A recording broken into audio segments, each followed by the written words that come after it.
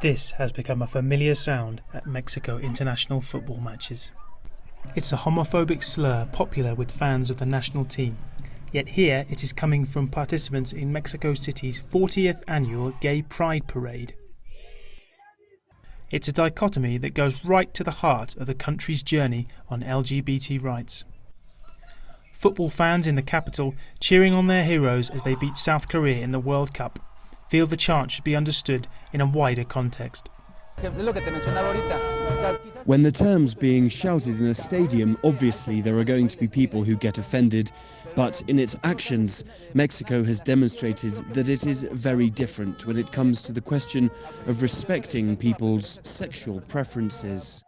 Mexico is one of the success stories in Latin America's recent progress on LGBT rights, with Mexico City and 12 other states in the country having legalized same-sex marriage.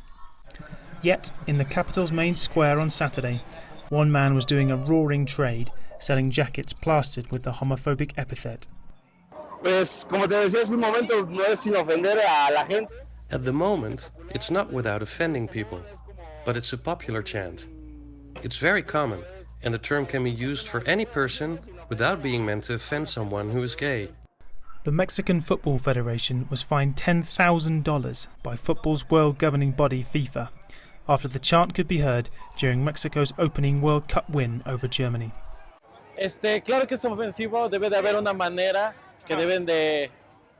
Of course it's offensive, and it's right, principally, for institutions like FIFA to levy some punishment to stop the continued use of this word, which, sadly, was born here. Many believe there are more important things to focus on in the struggle for LGBT equality.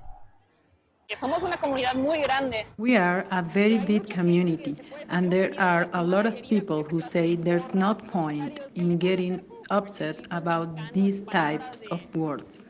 It's very Mexican to use terms like this between friends.